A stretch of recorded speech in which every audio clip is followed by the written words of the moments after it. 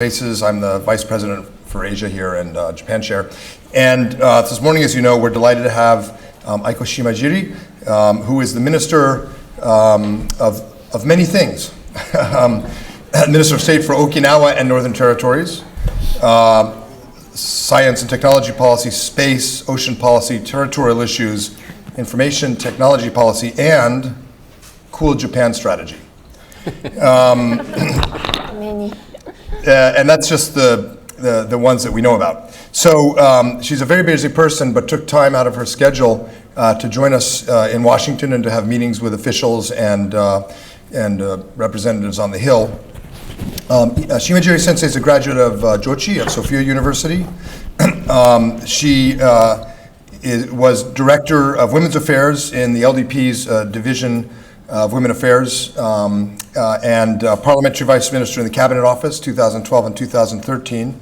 In the Upper House, Chairperson of the Committee on Environment, and also Chairperson of the Federation of Okinawa Prefecture LDP Japan branches. So she's, I think it's fair to say, the most important voice about Okinawa in government policy circles and also the most important voice from Okinawa in government circles. We'll ask Shimajiri Sensei to make some opening remarks, and then we're very happy to have today General Wallace Chip Gregson, who will join me and Shimajiri Sensei for a brief discussion, then we'll open it up for questions. I think all of you know Chip Gregson. He served with great distinction in the United States Marine Corps, commanded the 3rd Marine Expeditionary Force, Marine Corps Forces Pacific, had 2 stints in the Office of the Secretary of Defense as the director when I was working there many moons ago, and then as the Assistant Secretary, and he's now affiliated with the Center for the National Interest and other groups in Washington, and follows Okinawa developments and U.S. military strategy in the Pacific very closely. So we'll join together with Chip and have a discussion, and then open it to your questions. But let's first invite Shimajiri Sensei for her opening remarks. Thank you.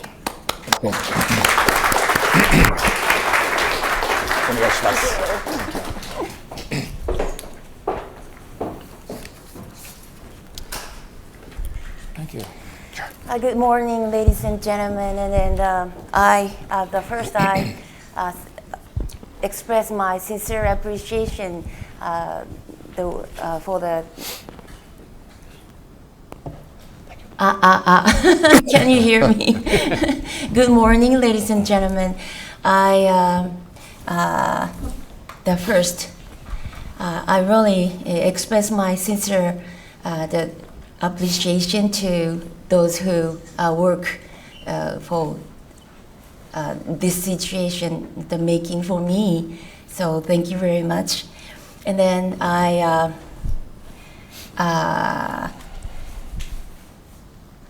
have these the memos of the many pages, but I hope that I'm not the miss to speak out this today. Good morning again, ladies and gentlemen. My name is Aiko Shimajiri, Minister, State of the Government of Japan. First of all, allow me to express my gratitude for this opportunity to speak before all of you today. I was appointed this past October as Minister for Special Missions of Prime Minister Abe. The special missions that were given to me cover a wide range of fields. I'm the Minister of State that in charge of Okinawa and Northern Territories affairs, Science and Technology Policy, and Space Policy. In addition, I'm also serving as a Minister in charge of Ocean Policy and Territorial Issues, Information Technology Policy, and Cool Japan Strategy.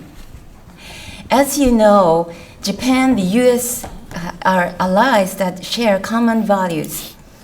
Our alliance, the cornerstone of Japan's foreign policy. At the time when uncertainties still exist in East Asia, our alliance with the Japan-U.S. security arrangements at its core, is playing an indispensable role for peace and security of Japan, as well as for stability and prosperity of the Asia-Pacific region. At the same time, our two countries are important partners that working together in tackling various issues that the international community is faced with based on the fundamental values that we share. As someone that deals with such a wide range of issues and fields, I see the relationship between Japan and the US not just in the sense of our traditional alliance and security cooperation, but as a relationship full of potential for further cooperation in a much wider range of areas. Such cooperation in non-security field can be regarded as soft power cooperation. I believe that the new modus operandi of the future relationship to the developed between Japan and the US could be coined as soft power alliance. Rather than focusing on the security aspect of our alliance or our hard power ties, I want to strengthen our cooperation in the field of soft power and develop our relationship as a soft power alliance. The term soft power has various meanings, so I expect that there may be different views on the oh wow, I'm so nervous. So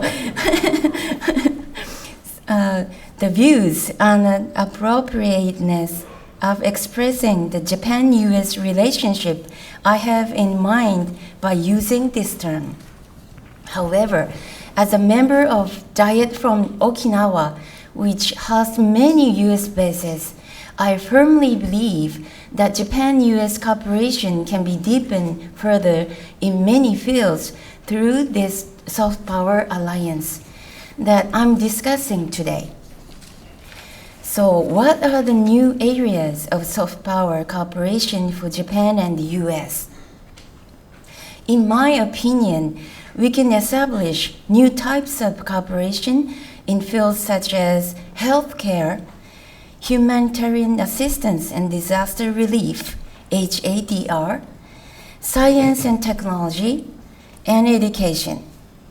Let me explain that I mean by soft power alliance by referring to examples of the work that our countries are doing together in these fields. First of all, allow me to touch upon an example that I believe to be the most fitting. There is a project called the Okinawa Health Medical Innovation Center, OMIC project, as someone that has been deeply involved in the development of this project, like Admiral Chief Gregson here today. I firmly believe that this project can be a model for future cooperation in the field of healthcare between Japan and the US. This project has to do with the West Futenma housing area, one of the base facilities that was returned to Japan in March of this year. Japan has decided to move forward with the project to develop an international medical hub by making good use of the 51 hectares of land that was returned to Japan. As a core element of the medical hub, we are going to relocate the Ryukyu University Medical School and its hospital to this site and upgrade the facilities to provide cutting-edge medical service there. One of the main objects of my visit to the US this time is to learn about the institutions that provides cutting-edge medical service, conduct research and development, and provide education here by the US. The information I gain will certainly serve as well and the process of developing our International Medical Hub project, which will be situated in West Futenma. The OMIC project seeks to utilize the medical data processed by the US and to promote development of new and innovative drugs and medical equipment through research conducted in both countries, thereby creating a healthcare industry in Okinawa. In other words, this project aims to turn Okinawa into a world center of healthcare innovation.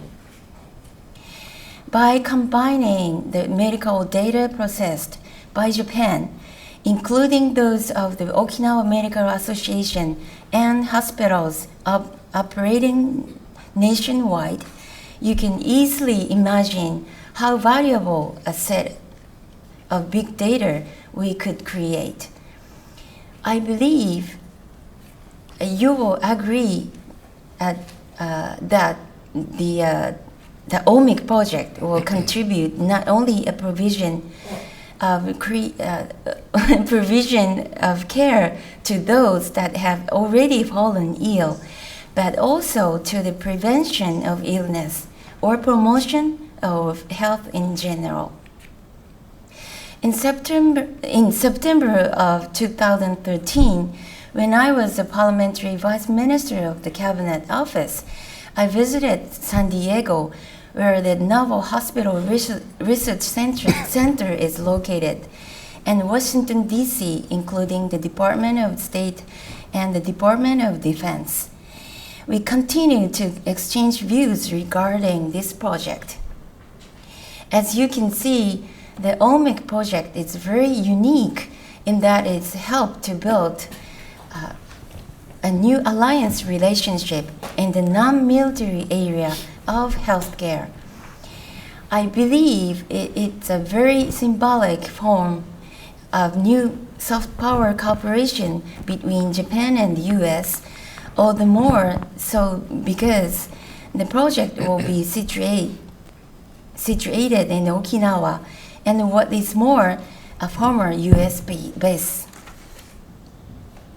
Another example of soft power cooperation that comes to my mind is Operation Tomodachi, which was conducted by US Forces Japan in March 2011 in the aftermath of the Great East Japan earthquake.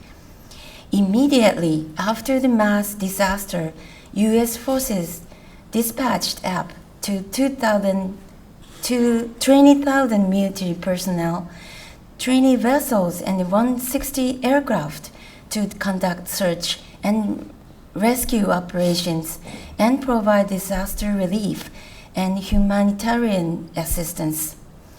On behalf of the government of Japan, and as an individual citizen of Japan, I'd like to express our sincere gratitude to the support the U.S. provided at this time.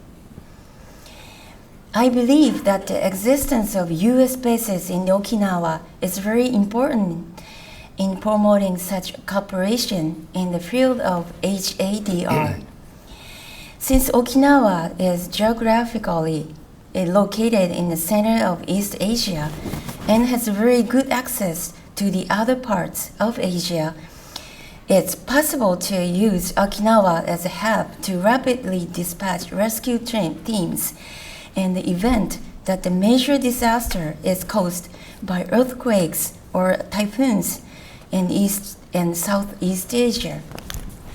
From this point of view, I firmly believe that U.S. bases on Okinawa are amply capable of playing an important role, not only as military bases, but also as a hub for HADR.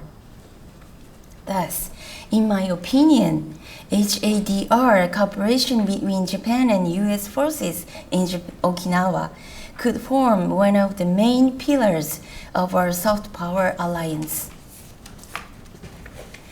Next, allow me to touch upon science and technology related cooperation, which could also form the basis of our soft power alliance. Presently, actual power generation testing of ocean terminal energy conversion, or OTEC, is becoming conducted both in Okinawa and Hawaii with a view to developing practical application of this new energy source. The Japan Ministry of Economy, Trade and Industry, the U.S. Department of Energy, Okinawa Prefecture, and the state of Hawaii, and holding regular workshops based on a memorandum of understanding concluded among these four parties. In this way, Japan-U.S. cooperation is underway in Okinawa and an area unrelated to U.S. forces Japan as well. Japan intends to promote science and technology-related cooperation based on our alliance. In this connection, this evening I'm scheduled to meet Dr. John Haldren, Assistant to the President for Science and Technology. One area that could form a new pillar of our cooperation is Arctic policy. On October 16th,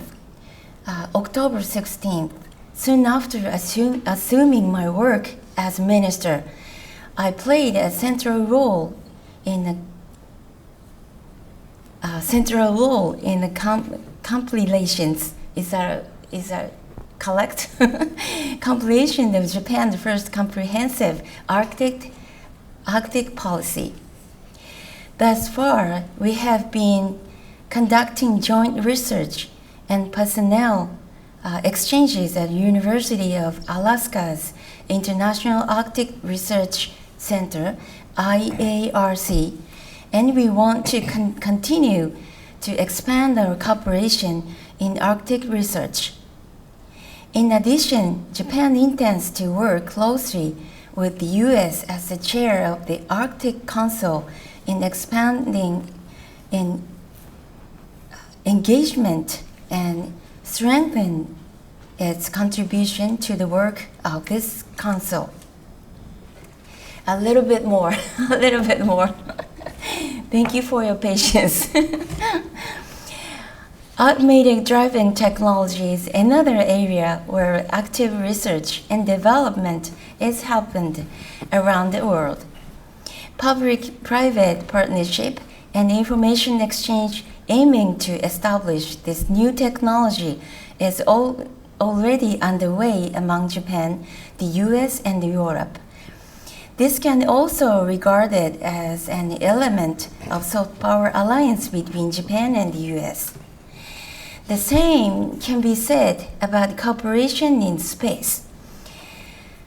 Concrete forms of cooperation are well underway in the field of space security, such as satellite positioning and space situational awareness, SSA. Our cooperation in space is not limited to that. We are now having discussions toward the extension of the operation of the International Space Station. Both countries are coming up with ideas to make this a new symbol of our cooperation in space.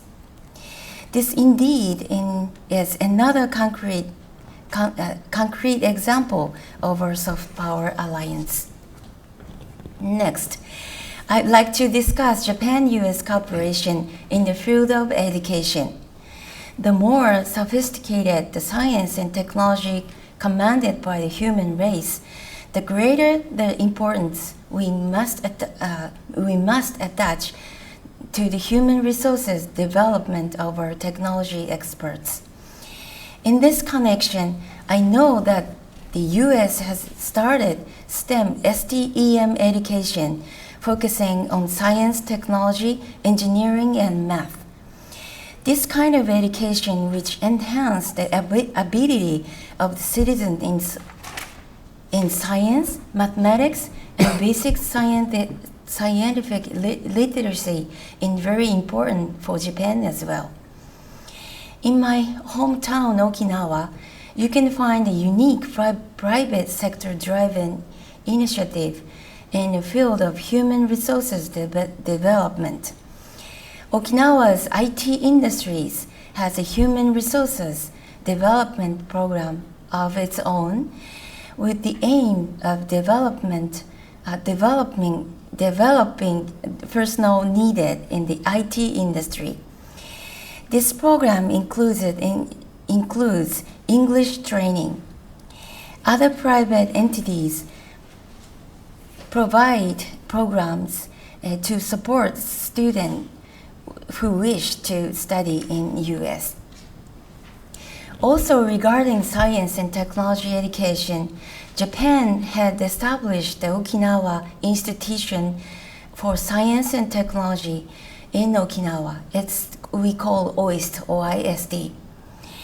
The underlying concept of this institute is to be the best in the world, with the world-class researchers including Nobel Prize, Nobel Prize laureates. Yes. This situation for higher education is well on its way in hammering out a remarkable track record of world-class research. OIST is promoting collaboration with U.S. educational institutions. For example, in July this year, OISD signed an agreement to collaborate with the University of Hawaii at Manoa, UHM, on sustainable energy research projects.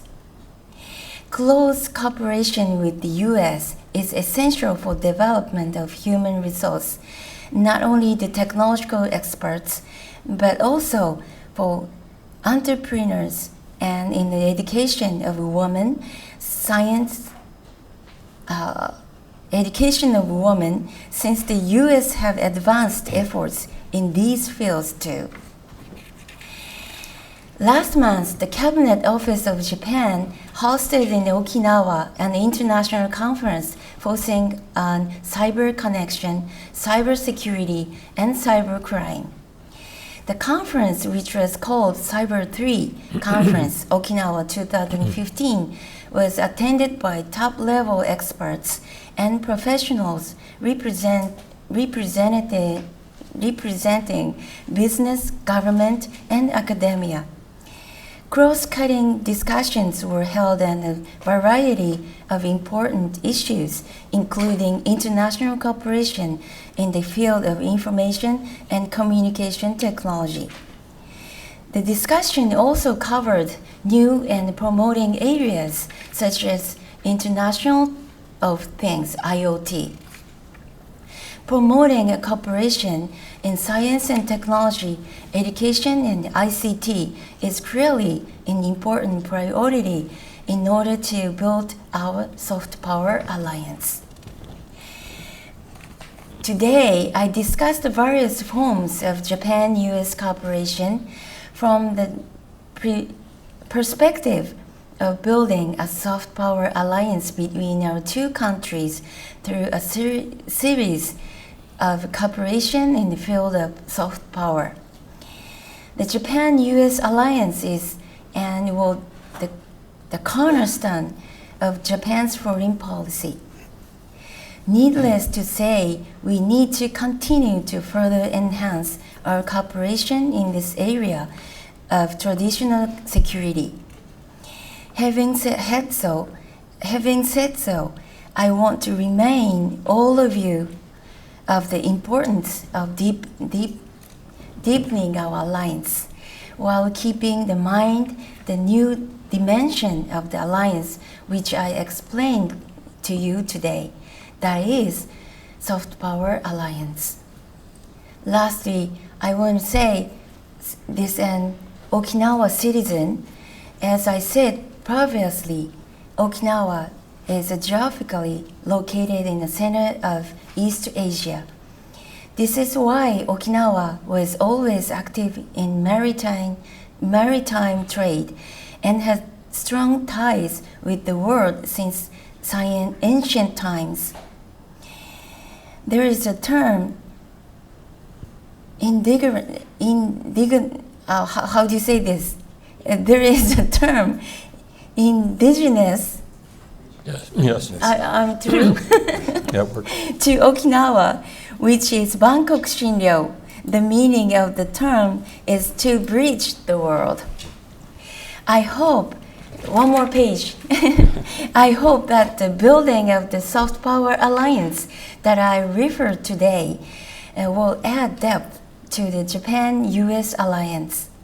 At the same time, I hope that the importance of Japan, other than the role it plays from the security perspective, will be recognized so that Okinawa can become an even better bridge to the world than it is now. Thank you very much for your kind attention. Thank you. ありがとうございます。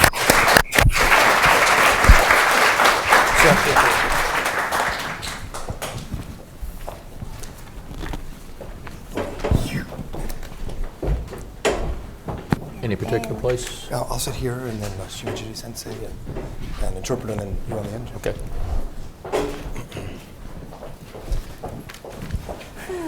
よかったよかった。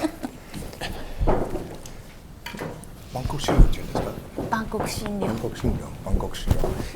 Well, thank you, Shimajiri Sensei, and this absolutely is a soft power alliance. I mean, obviously, it's also a hard power alliance. But we have a lot of assets in terms of soft power. There was a survey done in 2008 by the Chicago Council on Global Affairs asking people across Asia to rank which countries had the most soft power, and number 1 and 2 were the US and Japan. The person I'm going to turn to next, General Chip Gregson, was awarded the Order of the Rising Sun by the Japanese government. I think not only for his contribution to the security of Japan and stability of the Far East, but also because as the senior military officer in Okinawa, Chip understood that we are guests and gave back to the community in a variety of ways to contribute to the goals that Shimajiri Sensei described, and to really make this more of a soft power alliance. So let me turn now to General Gregson for some comments on what he heard and what we should be thinking about Okinawa, and then we'll have a bit of a discussion and open it up. Michael, thank you, and thanks for the invitation to participate in this, and my thanks to Minister Shimajiri for a wonderful and cogent talk. Soft Power Alliance, of course, is a nice shorthand for the fact that our relationship with Japan should cover all aspects of national life, not just a military thing. The United States has, of course, a vital interest in the security of Japan, but also a vital interest in the economic success of Japan, the educational success, the professional success, the technical sector success, all these types of things. And that brings us to Okinawa. In contrast to the rest of Japan, Okinawa has a growing population, and it has an ideal distribution across gender and age for a growing, vibrant population. In other words, what we have in the younger generations coming up in Okinawa is a very entrepreneurial, very energetic, very ambitious group of young people who can become a tremendous driver for the success of Japan. Geographically, as Shimajiri Sensei mentioned, Okinawa lies in the center of East Asia. The entire prefecture covers basically the entire eastern boundary of the East China Sea. Without Okinawa Prefecture, there would be no East China Sea. So this provides a strategic importance. The Okinawa Health and Medical Innovation Center that Minister Shimajiri mentioned is a concept that will allow us to create a world-class healthcare industry in Okinawa, providing a path for educational development, professional development, technical development for these growing younger generations in Okinawa, and will also become a center of excellence for servicing not only Japan's aging population, but the aging populations of Northeast Asia. If you followed the news recently, Japan's got a number of innovative projects to provide better care for the aging parts of the generations, and this is a natural center or a natural thing for Okinawa. Lest anybody doubt that this can be done, and this will be done on top of the land that is returning with all the bases that are returning, 1,048 hectares of prime real estate in the most highly developed urban area of Okinawa. We will get the bases out of there, which will be good for not only U.S. forces, but also for the neighborhood. And then if we do this right, we use this land to develop the educational, the professional, the economic resource development of Okinawa. Lest anybody doubt this can be done, one of Senator Shimajiri's predecessors a few years ago in the year 2000, Minister Koji Omi, who also held the portfolios of Okinawa Affairs and Science and Technology, established the Okinawa Institute of Science and Technology. It has become a renowned institution in 15 years. Their achievements and their history are easily available over the internet.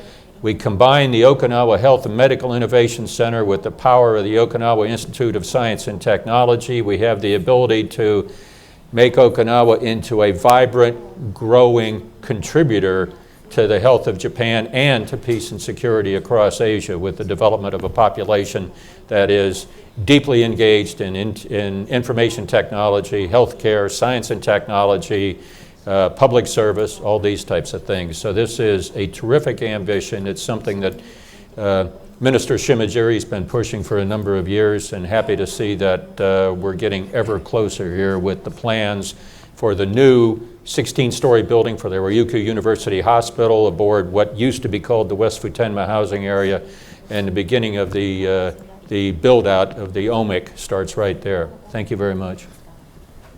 Thank you. So, two important narratives from what Shimajiri Sensei said and General Gregson said. The first, which you only have to look at a map to understand, is that Okinawa is in the geostrategic crossroads of the Western Pacific, and that area is becoming more, not less important in the geopolitics of Asia and the world. And the second is that there are things happening in Okinawa using land returned from U.S. bases, using the connections Okinawa has with Hawaii, with institutions on Honshu, to tap into the enormous potential to make Okinawa a technology leader and an innovative leader, especially with healthcare and aging and issues that confront Japan and the whole world. And those two are not mutually contradictory. You know, the strategic importance of Okinawa and the opportunity and development of Okinawa are not in contradiction. But then there's the third story, which of course is the one that people in the US read in the Washington Post and the New York Times, which is about Futenma and Henoko. So let me give you an opportunity to comment on that. I suspect someone from the audience will ask as well. But Shimajiri Sensei, how do you see the Henoko plan? I know, having just visited Japan, that Prime Minister Abe, Chief Cabinet Secretary, I was about to say Hosoda, I'm dating myself. Suga, thank you. I was thinking it was 1998 or something. Chief Cabinet Secretary Suga, the Defense Minister, and others are, I mean, when you meet them, absolutely committed to moving forward. And I think that's increasingly now, after some questions, the view on Capitol Hill in Congress. But there's opposition from the governor and so forth. So maybe before we open it up, you can give us your thoughts on how that looks. The third story about Okinawa, in addition to the two very important ones we just heard. Yes. 先生どうぞ。これは大変にa very important issue, and then well, as a minister of the Okinawan affair, I rather say that 私の仕事はその沖縄の振興一本だということはまずこれをあえてお話をさせていただきたいと思います。So, please listen to my comment in mind that my job is to promote and develop Okinawa. だけれども、But as the citizen of Okinawa, and then just the senator of Okinawa, it's important to move or the how we solve the problem because it also may be about 20 years it takes from the matter that begins. So I think it's the time we have to solve the problem. That means we have to move the Futenma to the Henoko right now that we discussed. Right. So 一日も早い解決のためには今の日米合意を進めていくことだというふうに思ってます。そしてもう数年20年間かかってという話ですね。これから20年間かかるんじゃなくて今まで約20 It has been 20 years since we started this effort. So in order to solve these issues as quick as possible, we would like to make a progress in the agreement we made between U.S. and Japan. Thank you. Sure. Ari, do we have that graphic available? Yes. Okay. This is something that passes without comment in the United States. Japan is rapidly expanding the self-defense force presence throughout Okinawa Prefecture. For those of you that can't see the screen, Yonaguni's home to a coastal surveillance unit, 150 people. Miyakojima, about 700, 800 person garrison. Ishigaki 500 and Amami Oshima, not technically part of Okinawa, but part of the same island chain, 550 people. Japan is investing greater than 30 billion US dollars in Okinawa over the next 10 years in support of Okinawa development. One of the planned development projects that also passes without any comment in the United States is the expansion of Naha Airport and Air Base. The main airport in Okinawa is also the main Japanese Self-Defense Force air base. It has one runway and one taxiway. And I look out in the audience here, I see a former mentor and former Consul General Tom Reich here. Okinawa Airport is busy on the best of days. If you add the recent requirements for the F-15s that are based there at Naha Air Base, then it gets very, very busy. So the second runway and a second taxiway will be built with a landfill operation virtually identical to what's going on at Henoko. In return for the construction of a replacement facility at Camp Schwab, and this is something, it's a new purpose and new facilities for an existing base. It's not a new base, as was recently alleged by a publication, the August Economist magazine. It's not a new base. It's a new purpose for an old base.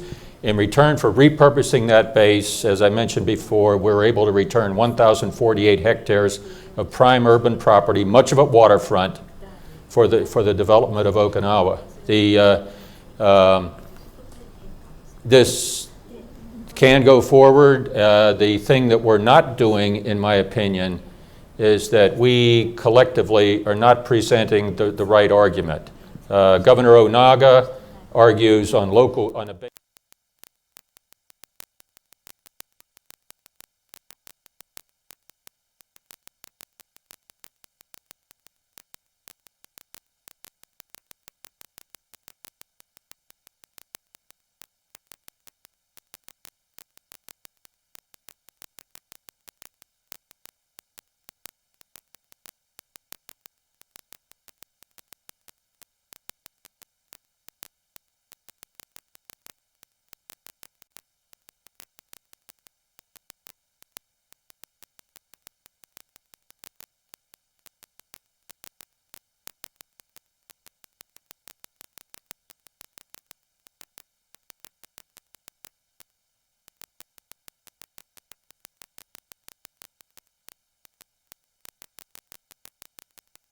That's really helpful. And the map, as you say, if you follow the news in Asia, tells you an awful lot about the importance of Okinawa.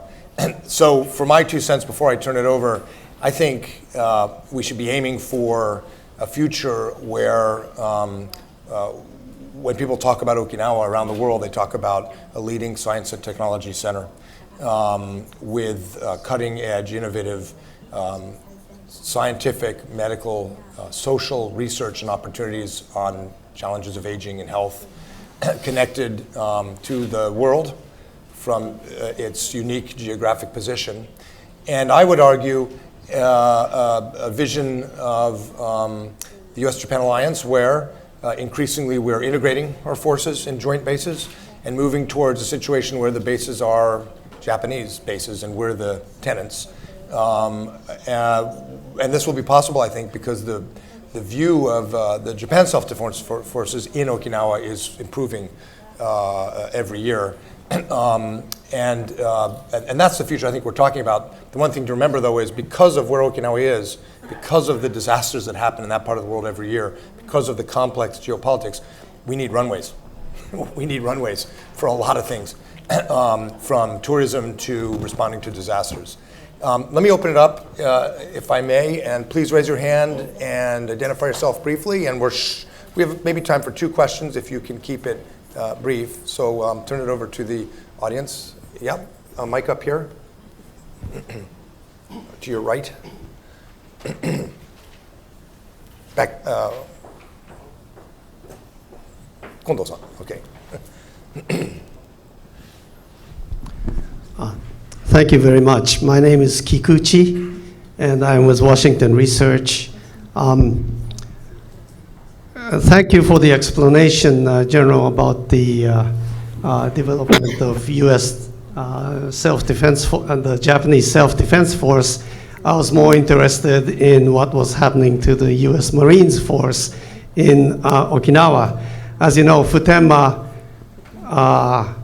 plan was 20 years ago, and the urgency of using that vital urban land for Okinawa purposes is more urgent than ever. In the meantime, the Henoko relocation of essentially helicopter base, marine base, given the changes in technology in ground-to-air missiles and everything else, my question to General is whether it is vital for the U.S. Marines to have a helicopter base in Henoko, yet another base other than the 20% of Okinawa that the Marines already occupy, for the defense of the United States and for the welfare of East Asia, given essentially that the best thing happening to Okinawa are the sudden influx of Chinese tourists who love to shop and spend time in Okinawa. Thank you. Well, bases are very necessary to support and sustain forces. Regardless of the threat, we think we can handle the threat. And the bigger part of what you were saying about what happens to the Marines in Okinawa, it's more than just that. With the realignment includes moving a number of Marines from Okinawa to Guam, another number to Darwin, some number to Hawaii. But at the end of the day, we're going to have more Marines west of the international date line when we're done than we have now. So we're convinced that presence and what we do with that presence, a widely distributed, broad, active presence throughout the region, helps to dampen sources of instability. It helps to guarantee U.S. and Japan access, Japanese access throughout the region, and helps to develop those security cooperation sinews, not only U.S. and Japan, but U.S. and Japan with other nations throughout Asia.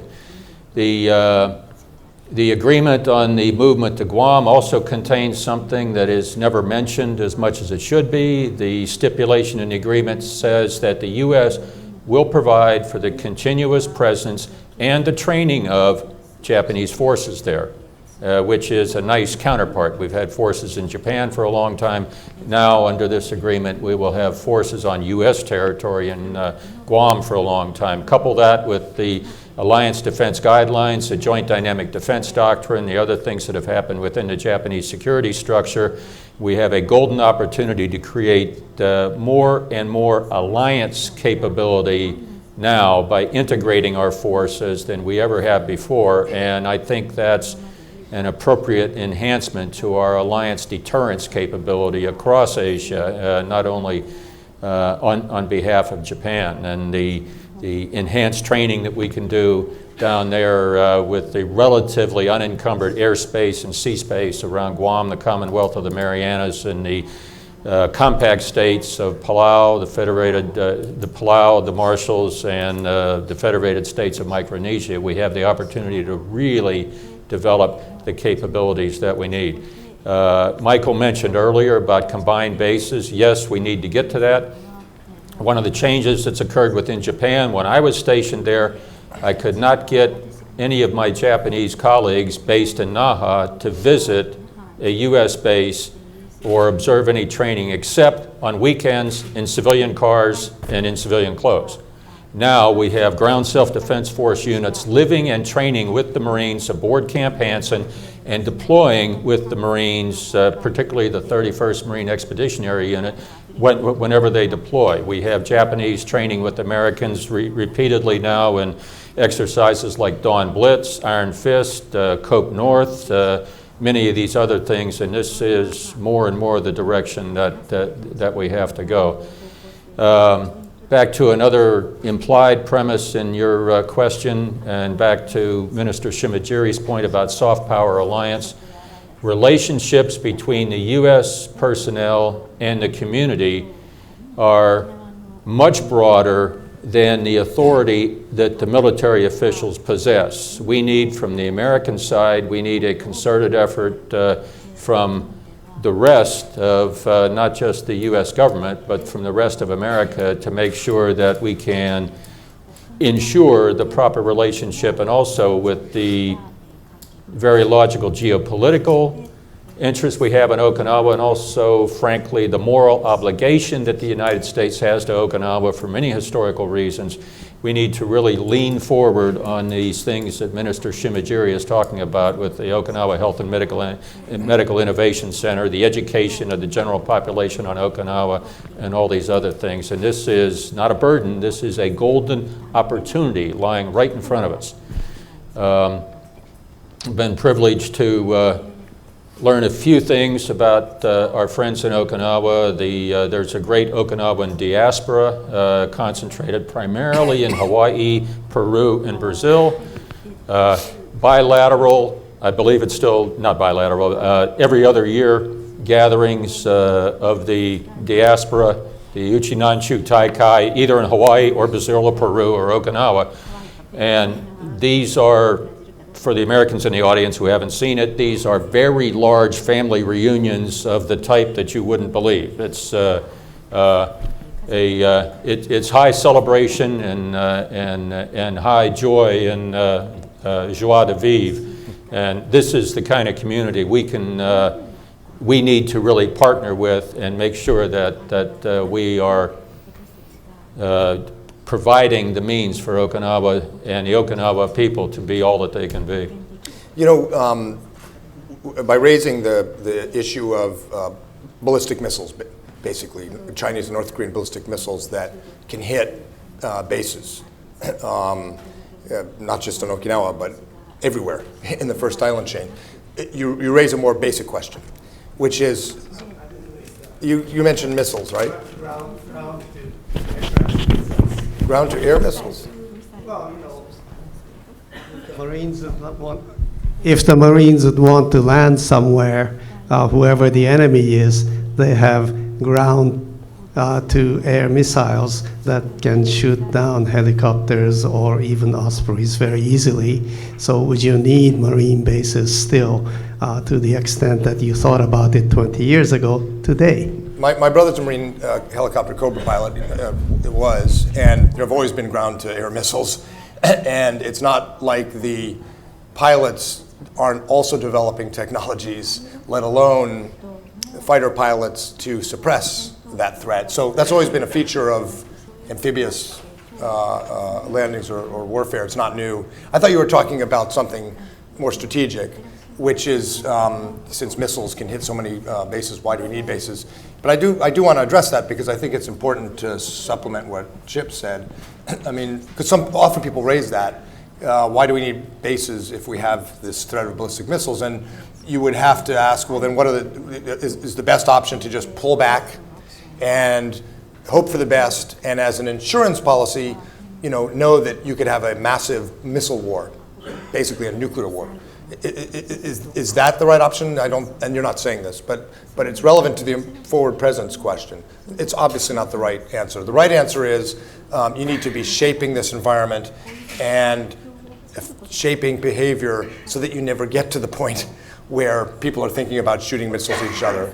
And what does that mean? That means that as an alliance and with other like-minded countries in the region, we have to be able to respond quickly to natural disasters when asked, to terrorism, to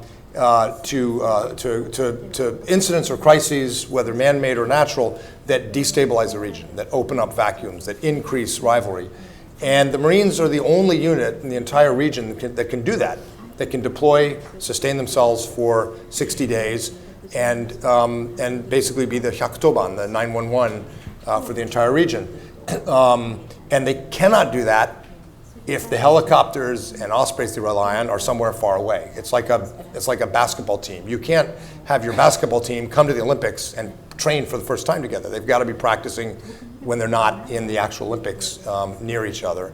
And as General Gregson suggests, it's interesting, Japan's creating amphibious Marine Corps type capabilities, Korea, Australia, Canada, New Zealand. The Marines in many ways are becoming the integrator for maritime democracies that have a real stake in stability in the region and being able to respond quickly to natural disasters and other things, and integrate other militaries and other players and NGOs that can't respond as quickly.